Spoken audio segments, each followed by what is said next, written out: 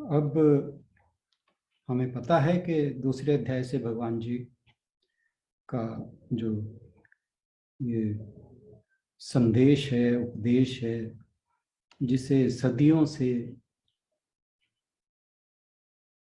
बड़े बड़े महात्मा जन, ज्ञानी पुरुष, विद्वान, ना केवल हमारे भारत के बल्कि विदेशों के भी, वो इसके बारे में जानने की जिज्ञासा करते आए हैं, जानने का प्रयत्न करते आए हैं। और यही ज्ञान हम जानने की इस ग्रुप में कोशिश कर रहे हैं।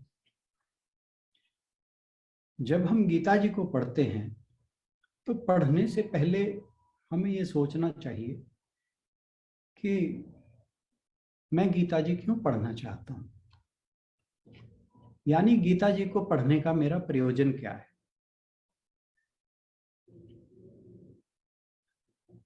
जब भी हम गीता जी की क्लास में बैठे तो हमारा यह हमेशा स्मरण रहना चाहिए हमें कि मैं एक जिज्ञासु हूं, यानी मैं कुछ जो संसारिक बातें हैं उनसे कुछ अलग जानना चाहता हूँ। भैया मैंने जो पढ़ाई की है, जो मैंने ज्ञान प्राप्त किया है, मैं उससे कुछ अलग जानना चाहता हूँ। और यह भी सोचना होगा कि मैं जिस संसार में रह रहा हूँ वो दुखों का घर है, और इन दुखों से मुक्ति का भी कोई उपाय हो, या यूं कहें कि मोक्ष कहें, निर्वाण कहें, आत्म साक्षात्कार कहें, आत्म ज्ञान कहें,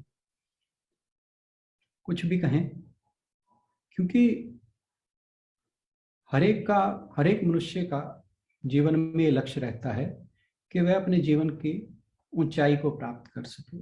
जब हम आध्यात्मिक क्षेत्र की बात करते हैं तो आध्यात्मिक क्षेत्र में, आध्यात्मिक जीवन में, जीवन में ऊंचाई छूने का एक ही प्रयोजन रहता है कि हम उस परमात्म स्वरूप को जान सकें, अपने वास्तविक स्वरूप को जान सकें, और उस परम शांति या उस परम आनंद को प्राप्त कर सकें, जिसे हमारे शास्त्र मोक्ष, जीवन मुक्ति आदि नामों से पुकारते हैं। और यही सोचकर हमें गीता जी की क्लास में बैठना चाहिए कि मैं यह सब प्राप्त करने के लिए यहाँ हूँ। कुछ लोगों के मन में कुछ और भी अन्य प्रश्न हो सकते हैं, जैसे बहुत बार यह भी बात आती है कि यह जो उपदेश दिया गया था, क्या वाकई ये महाभारत का पार्ट ही है? ऐसे बहुत क्वेश्चंस उठते हैं गीता जी के ऊपर। क्या वाकई वहां पर 700 श्लोक ही बोले गए थे? क्या वो सब भगवान जी नहीं बोले थे? क्या वो युद्ध के बीच में ही बोले गए थे, या वो महाभारत के बीच में रोप दिए गए हैं वो 700 श्लोक? फिर कई जो विद्वान हैं, खास तौर पे विदेशी विद्वान, वो इस गीता जी को जब पढ़ते हैं तो वो यह भी कहते हैं कि इस ग्रंथ के द्वारा श्री कृष्ण अर्जुन को युद्ध के लिए प्रेरित कर रहे हैं। हालांकि हमारे देश में आज तक जितनी भी कमेंट्रीज लिखी गई हैं, और कमेंट्रीज जो उपलब्ध हैं वो आदि शंकराचार्य के समय से हैं। उससे पहले भी आदि शंकराचार्य ने भी अपने कमेंट्री में इस बात का जिक्र किया है कि मेरे से पहले भी बहुत लोगों ने गीता जी के ऊपर भाष्य लिखे हैं, टीकाएं लिखी हैं, परंतु जो हमारे समय में उपलब्ध हैं वो आदि शंकराचार्य के बाद में लिखी गई हैं। पहले आदि शंकराचार्य जी ने लिखा, फिर उसके बाद रामानुज ने लिखा। आदि शंकराचार्य जी ने अद्वैत मत के हिसाब से लिखा, रामानुजाचार्य ने विशिष्ट द्वैत अद्वैत के मत से लिखा। फिर उनके बाद मध्वाचार्य आए, उन्होंने द्वैत सिद्धांत के मत से लिखा। और उसके बाद बहुत से लोग आए हैं। मैं ये मुख्य मुख्य नाम इसलिए लिए कि ये तीनों अलग अलग स्कूल ऑफ थॉट से थे। उनके बाद मधुसूदन सरस्वती जी ने लिखी हैं करीब 600 साल पहले। फिर बेलूर मठ के बहुत से स्वामी ने लिखी हैं। चिन्मय मिशन मद्रास, वहाँ के चेन्नई जिसे कहते हैं, वहाँ के कुछ लोगों ने, कुछ संतों ने, महात्माओं ने लिखी हैं। बहुत लोग हैं, नाम गिनना मुश्किल है। विदेशियों ने भी बहुतों ने लिखा है। तो जो विदेशी हैं वो ज़्यादातर इस बात पर क्वेश्चन करते हैं कि ये जो गीता जी है, इसके माध्यम से श्री कृष्ण जो हैं अर्जुन को युद्ध के लिए उकसा रहे हैं। परंतु इन सब को अगर हम गीता जी की चर्चा में बैठे हैं तो हमें शायद इन बातों से कोई मतलब नहीं है, क्योंकि हमारा उद्देश्य उस ज्ञान को प्राप्त करना है जिसे पाकर हम अपना जीवन सार्थक बना सकें। और जीवन सार्थक बनाने का मतलब ये है कि भगवान जी ने भी कई जगह कहा है कि हमें ये जो जीवन है वो जन्मों जन्मों के बाद मिलता है, और जन्मों जन्मों के बाद ही कोई व्यक्ति आध्यात्मिक क्षेत्र की ओर जाता है, इस ज्ञान को प्राप्त करने की कोशिश करता है, और कोई बिरला ही इस ज्ञान को प्राप्त कर पाता है।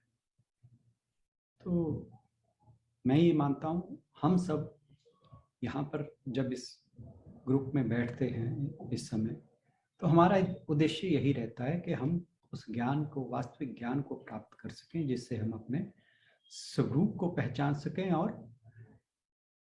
दुखों से मुक्ति पा सकें, उस परमानंद को पा सकें। तो अब जो दूसरा हमें विचार करना चाहिए गीता जी को पढ़ते हुए, वही है कि गीता जी का उपदेश दे कौन रहा है। ये ध्यान दें कि यह उपदेश कोई शिक्षक, कोई संत, कोई पंडित, कोई आध्यात्मिक व्यक्ति नहीं दे रहा, बल्कि स्वयं प्रभु श्री कृष्ण के रूप में, श्री कृष्ण के अवतार के रूप में अर्जुन को निमित्त बनाकर हम सबके कल्याण के लिए इस उपदेश को देने के लिए अवतरित हुए हैं। जरा विचार करें कि कहीं ऐसा मौका अगर हमें मिले कि हम आदि शंकराचार्य या स्वामी विवेकानंद, रामकृष्ण परमहंस, बुद्ध, महावीर, गुरु नानक या कबीर जी, किसी ऐसे व्यक्ति के पास जाकर अगर हम ज्ञान उनके सानिध्य में बैठकर सुन सकें तो कैसा होगा, कितना अद्भुत होगा।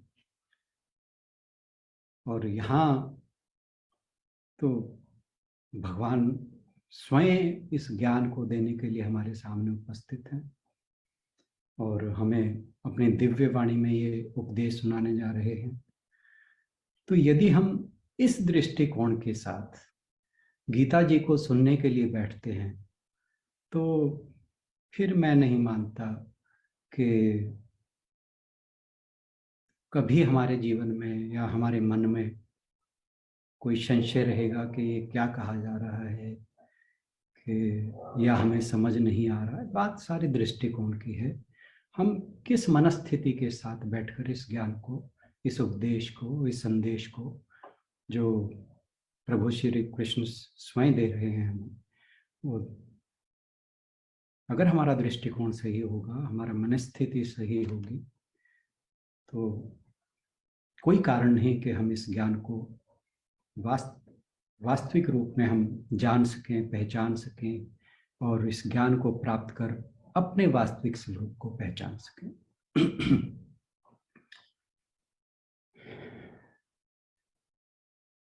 अब जब हम पहले अध्याय की बात कर रहे थे तो पहला अध्याय में जो भी बातें आई वे सभी ऐसी थी जो हम सबसे रिलेटेड हैं, हम अपने आप उसके साथ रिलेट कर सकते हैं। जो भी प्रश्न अर्जुन ने उठाए वो सारे के सारे प्रश्न ऐसे थे जो कभी ना कभी हमें जरूर कचोटते हैं और हम जीवन में बहुत बार ऐसा होता है कि हम हताश होकर बैठ जाते हैं। जैसे अर्जुन लास्ट श्लोक में कहकर बैठ गया कि मेरे बस का नहीं है प्रभु, मैं ये युद्ध नहीं कर सकता। और हमारे साथ भी ऐसा होता है। तो अगर हमारे साथ ऐसा होता है और हमारे सामने कोई ऐसा व्यक्ति है जो हमारे इन सभी संशयों को, इन सभी प्रश्नों को, इन सभी संदेहों को दूर कर सके तो कितनी अद्भुत बात होगी। और भगवान जी यही कोशिश कर रहे हैं इस दूसरे अध्याय के माध्यम से। यूं तो गीता जी का प्रत्येक श्लोक ईश्वरीय नाद है। मैं कई बार ये बात पहले भी कहता हूँ कि हम बहुत बार ये कहते हैं या सुनने को मिलता है इस ग्रुप पे कि हमारी गीता जी पता नहीं कब पूरी होगी। तो मैं पहले भी कह चुका हूँ, अब फिर कहता हूँ कि यदि हम एक श्लोक को ही तत्व रूप से जान लें और उस पर अमल करना शुरू कर दें तो समझ लीजिए कि हमारा जीवन सार्थक हो गया। तो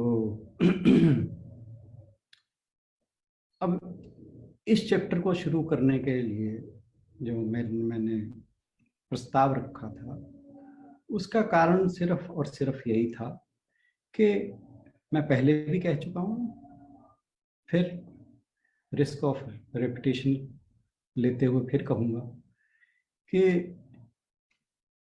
ये एकमात्र ऐसा अध्याय है गीता जी का जिसमें सभी ग्रंथों का सार भगवान जी ने भर दिया है। और हम भाग्यशाली हैं कि हमारे साथ बहुत से लोग जुड़े हैं जो हमें गीता का ज्ञान दे रहे हैं और हम काफ़ी कुछ पढ़ भी चुके हैं। तो अब जैसे फिर मैं कहूँगा, जैसे संगीता बहन जी ने कहा था कि गीता जी को जितनी बार पढ़ेंगे उतनी बार ये हमारे उद्धार, मैं एक ही वर्ड कहूँगा ज़्यादा ना कहते हुए, कि हमारा उद्धार होता चला जाए। और फिर जब हम दूसरा अध्याय ही ऐसा है कि जो पूरी गीता का सार है तो क्यों ना हम दूसरे चैप्टर को एक बार फिर रिविजिट करें। तो मेरा उद्देश्य सिर्फ इतना ही था क्योंकि इस चैप्टर में सभी तरह के जो जीवन से उठने वाले प्रश्न हैं उन सबका समावेश है। इसमें भक्ति योग भी है, ज्ञान योग भी है, ध्यान योग भी है और कर्म योग भी है। मतलब जो जो चीजें हमारे जीवन में जानने की जरूरत है जिससे हमारा जीवन सार्थक हो सके, वे सारी की सारी प्रभु श्री कृष्ण ने इस एक चैप्टर में भरती हैं। और जब हम ये दूसरा अध्याय पढ़ते हैं, आपने पहले पढ़ चुके हैं, सभी हम सब पढ़ चुके हैं, सुन चुके हैं, समझ भी चुके होंगे। शुरू शुरू में जब इन श्लोकों से हम रूबरू होते हैं तो कई बार ऐसा लगता है कि कहा क्या जा रहा है, बड़ी कठिनाई होती है समझने में। फिर वही बात मैं दोहराऊंगा, जैसे संगीता बहन जी ने कहा था कि हम बार बार जब इन्हें पढ़ते हैं तो धीरे धीरे धीरे हमारे अंतःकरण में ये उतरने लगते हैं और हमें वास्तविक ज्ञान जो है वो उदय होने लगता है। और ये ऐसा ही है, मैंने एक बार पहले भी कहा था कि जैसे हम शास्त्रीय संगीत सुनने बैठते हैं तो जब पहली बार आपने कभी ना सुना हो शास्त्रीय संगीत, क्लासिकल म्यूजिक जिसे कहा जाता है, आप जाकर बैठ जाएं तो आप तुरंत बोर, विद इन 5 मिनट्स आप बोर हो जाएंगे। परंतु जब बार बार जाते रहेंगे तो कुछ बार जाने के बाद फिर आपको उसका आनंद आने लगेगा। क्यों? आप उसकी बारीकियों से परिचित हो जाते हैं। जहां आप उसकी बारीकियों से परिचित होने लगते हैं, फिर वही बात जो आपको बोर कर रही थी वही आनंद देने लगती है। और ऐसा ही कुछ इस अध्याय या गीता जी के साथ है। हमें 1-2 बार पढ़ने में हो सकता है ना समझ आए, परंतु धीरे धीरे जब हम रिवाइज करते रहेंगे, हर श्लोक, हर चैप्टर को रिविजिट करते रहेंगे, तो वो जो तत्व ज्ञान दिया हुआ है भगवान जी ने, वो धीरे धीरे हमारे अंदर उतरने लगेगा। और जहाँ फिर हमने उन्हें उसे इम्प्लीमेंट करना शुरू कर दिया, तो फिर तो हमारा जीवन बदलना निश्चित है। इस अध्याय के अंदर, इस पहले एक बात और कहूँ कि इस अध्याय की एक विशेषता ये है कि जब भी कोई ज्ञानी, कोई प्रवचन करने वाला, कोई संत महात्मा किसी भी बात को करता है, किसी बात को समझाने की कोशिश करता है, तो सबसे ज्यादा जो उद्धरण है, जिसे हम इंग्लिश में कोट्स कहते हैं, सबसे ज्यादा कोट्स इसी चैप्टर से लिए जाते हैं। ये हमेशा ध्यान रखना। इसलिए मैं बार बार कहता हूँ कि इस चैप्टर को हम जितनी बार पढ़ेंगे उतना ही हमें जो गीता जी के विषय वस्तु की क्लैरिटी होती चली जाएगी। इसमें जो पहला इस अध्याय का जो श्लोक संख्या 11 से 46 है, इसमें सांख्य योग, 47 से 60 में कर्म योग, 61 से 70 में भक्ति योग, और 71वां और 72वां, इन 2 श्लोकों में संन्यास योग का वर्णन है। तो जो सारा कुछ गीता जी में बताया गया है वो इस अकेले अध्याय में बता दिया गया है। ये था क्या कि इस सारे ज्ञान को सुनने के बाद अर्जुन के मन में कुछ प्रश्न रह गए, इसीलिए जो बाकी 16 अध्याय हैं वो सारे इन श्लोकों की एक्सप्लेनेशन के लिए ही बने हैं। फिर क्या है कि वो जैसे एक बार, ये बात कहते कहते मुझे बात याद आ गई। कहते हैं कि राम जी के दरबार में एक बार हनुमान जी बैठे थे। हनुमान जी ने कहा कि महाराज, प्रभु, आप कुछ ऐसा बताइए कि जिसे संक्षेप में पढ़ने पर सारा तत्व ज्ञान मिल जाए। तो भगवान श्री राम बोले कि आप मांडुक्य उपनिषद पढ़ो। मांडुक्य उपनिषद 108 उपनिषदों में सबसे छोटा उपनिषद है, मात्र 8 श्लोक हैं उसके अंदर। कहते अगर वो समझ आ गया फिर सारा ज्ञान समझ आ गया। तो हनुमान जी बोले अगर ना समझ आया तो? कह रहे फिर 108 और पढ़ लेना। तो यही बात यहाँ पर है। ये संदर्भ मुझे ठीक लगा, इसलिए मैंने कहना उचित समझा कि भाई अगर दूसरा चैप्टर समझ आ गया तो बेड़ा पार है, नहीं आया तो फिर भाई 18 तो पढ़ने ही पड़ेंगे। तो हमारा प्रयास रहेगा कि हम इसको जितनी गहराई में जाकर समझ सकें, इस दूसरे अध्याय को समझने की मेरा प्रयास रहेगा। जो कुछ मैं जानता हूं मैं आपके सामने, आपके समक्ष प्रस्तुत कर सकूं, बाकी जो हरी इच्छा। तो सबसे पहली बात कि इस अध्याय को सांख्य योग कहा गया है। आशु बहन जी पूछ रहे थे कि वे सांख्य योग के बारे में बता दो कुछ, तो मैं वो भी थोड़ा सा टच कर लेता हूँ, हालांकि टाइम आज फिर निकलता है।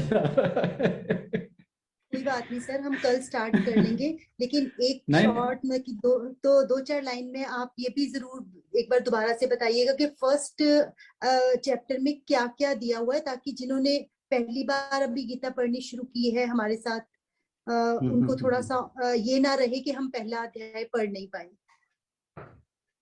ऐसा है क्या? वैसे तो मैंने मोटी मोटी बात कल बता दी थी। हाँ जी, बताई तो थी, लेकिन फिर भी कुछ लोगों ने कल ज्वाइन नहीं किया, चलिए, तो 2-4 लाइन ओके।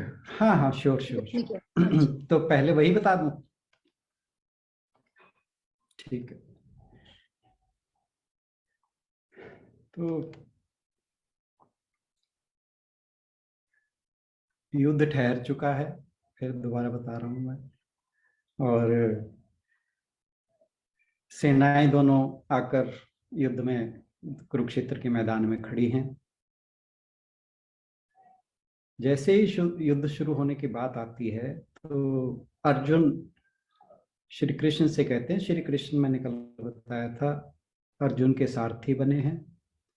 अर्जुन ने श्री कृष्ण को कहा था, अर्जुन और दुर्योधन उनसे दोनों हेल्प लेने गए थे, तो अर्जुन ने कहा था मेरे साथ आप आ जाइए, और दुर्योधन ने उनकी सेना मांग ली थी। तो अर्जुन को भगवान जी ने कहा था कि मैं युद्ध नहीं लड़ूंगा और मैं शस्त्र नहीं उठाऊंगा। तो अर्जुन के वो सारथी बनना स्वीकार कर लेते हैं। तो जो अर्जुन है उसका रथ भगवान जी स्वयं हाँक रहे थे। और अर्जुन ने युद्ध शुरू होने से पहले इस चेष्टा से कि मैं देख सकूं कि सामने जो लोग खड़े हैं मेरे विपक्षी सेना में, उन्हें एक बार देख लूं ताकि उसी हिसाब से तैयारी कर सकूं। तो वो कृष्ण जी से कहते हैं कि प्रभु मेरा रथ आप दोनों सेनाओं के मध्य में ले चलिए, जहां पर मैं अपने विपक्षी सेना को देख सकूं। तो श्री कृष्ण उस रथ को ले जाकर बहुत ही समझदारी से गुरु द्रोण और भीष्म पितामह जहाँ खड़े थे उनके सामने ले जाकर रोक देते हैं। और समझदारी यूं थी कि वे जानते थे कि किसी न किसी समय इन दोनों योद्धाओं से गुरु द्रोण, क्योंकि उन्होंने ही अर्जुन को धनुर्विद्या सिखाई थी, और भीष्म पितामह वो तो सबके पूज्य थे, कि इन्हें देखकर भविष्य में कभी ना कभी तो इनका सामना अर्जुन को युद्ध में करना ही होगा। तो कहीं ऐसा ना हो कि जब उनसे सामना हो तो इससे विचलित हो जाए। तो यह सोचते हुए दूरदृष्टा तो थे ही, तो उन्होंने जाकर रथ को उनके सामने खड़ा कर दिया। तो फिर जो बाकी के श्लोक हैं वो ये हैं कि इस सेना में कौन है, मेरी तरफ कौन है, उधर कौन है। तो ये इस तरह की विस्तार में ये बातें जानना कोई जरूरी नहीं है। जो तत्व की बात है, जो समझने की बात है, वो ये है कि जब अर्जुन ने देखा कि वे सामने मेरे युद्ध में गुरु द्रोण और भीष्म हैं, तो इसका मन भ्रमित हो गया। उसने सोचा कि मुझे यदि युद्ध में इन लोगों को मारना पड़ा तो ऐसा युद्ध अगर मैं जीत भी जाऊं तो उस युद्ध, तो वो जो राज्य मुझे प्राप्त होगा, क्योंकि मेन बात थी कि दुर्योधन ने उनको जो उनका उचित हक था राज्य का वो नहीं दे रहा था। तो उसने कहा कि अगर मुझे ये राज्य मिल भी गया जीतने के बाद, उसने तो ये तक कहा कृष्ण से कि मुझे अगर स्वर्ग की प्राप्ति भी होगी तो वो भी मेरे लिए बेकार है, कि अगर मुझे इन्हें मारकर, अपने स्वजनों को मारकर मुझे राज्य भी मिल जाए, कहते मेरे को अगर स्वर्ग का राज्य भी मिल जाए तो मैं उसको लेना पसंद नहीं करूंगा। और उसने कहा कि ये तो अधर्म होगा। तो यहां तक बातें कही, और तो वो लगभग रुदन की अवस्था में आ गया। और आखिरी श्लोक तक आते आते उसने कहा कि हे प्रभु, उसने अपना गांडीव उतारा। गांडीव यानी उसका धनुष था, जो पूरे विश्व में मशहूर था उस समय। और अर्जुन विश्व विख्यात धनुर्धर था उस समय का। गुरु द्रोण ने उसे सर्वश्रेष्ठ धनुर्धर उद्घोषित कर रखा था। तो जब उसने गांडी उतार कर रथ में रख दिया और बैठ गया, कहता मैं युद्ध नहीं करूंगा। तो ये जो श्लोक था, ये आखिरी श्लोक था पहले अध्याय का। तो हम दूसरे अध्याय से शुरू कर रहे हैं, क्योंकि भगवान जी की जो संदेश है, उपदेश है, टीचिंग्स हैं, वो इस अध्याय से शुरू होती हैं। और तो मैंने जैसे कहा कि इस अध्याय का नाम है सांख्य योग। सांख्य के बारे में मैं थोड़ा सा बता दूं कि सांख्य दर्शन जो है वो महर्षि हुए हैं कपिल मुनि, उन्होंने प्रतिपादित किया था, उन्होंने शुरुआत की थी, ये सिद्धांत उन्होंने ही दिया था। सांख्य का अगर हम शाब्दिक अर्थ देखें तो संख्या से रिलेटेड, यानी गणना से, यानी जिसे हम कहते हैं कैलकुलेशन से रिलेटेड। तो ये गणना के आधार पर या संख्या के आधार पर इसका नाम सांख्य इसलिए है कि इसमें ऐसे तत्वों के बारे में बताया गया है इस सांख्य दर्शन में, जिनको जानने के बाद हमें मोक्ष की प्राप्ति होती है। और दूसरा जो इसका शाब्दिक अर्थ है वो है पूर्ण ज्ञान, साम्यक ज्ञान। क्योंकि ज्ञान का सिर्फ और सिर्फ एक अर्थ जो है वो जानकारी नहीं है। ज्ञान का मतलब है वह विवेक जो हमारे अंदर उचित और अनुचित में भेद करना सिखा दे, उस अविद्या को दूर करके हमें सांसारिक बंधनों से मुक्त कर दे, यानी हमें मोक्ष की प्राप्ति करवा दे। इसलिए इसको सांख्य दर्शन कहा गया है। और महर्षि कपिल मुनि जो हैं वो इसके संस्थापक माने जाते हैं और बहुत ही सम्मानित ऋषियों में उनके नाम हैं। आपको यह भी बता दूं कि मैक्स मुलर नाम का, जिसने हमारे वेदों के बारे में और जो हमारा ज्ञान था उसके बारे में सबसे पहले मैक्स मुलर ने ही लिखा था, तो उसने भी इनका नाम लिया था कि कपिल मुनि, वेद व्यास जी, गौतम ऋषि, ये प्राचीन काल से प्रसिद्ध नाम रहे हैं। और तो और कपिल मुनि के बारे में उनकी महत्ता इस बात से भी लगाई जा सकती है कि भगवान ने 10वें अध्याय के 26वें श्लोक में कहा है, सिद्धा नाम कपिलो मुनि, कि मैं सभी सिद्ध पुरुषों में कपिल मुनि हूँ। तो आप अंदाजा लगा सकते हैं कि कपिल मुनि कौन रहे होंगे जब भगवान जी ने ये कहा कि सिद्धों में मैं कपिल मुनि हूँ।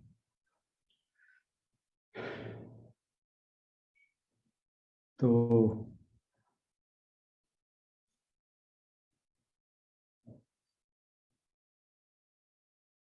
हम फिर अब दूसरा अध्याय शुरू कर रहे हैं, जहाँ से अर्जुन ने प्रथम अध्याय में यह कहकर गांडीव रख दिया था कि मैं युद्ध नहीं करूंगा,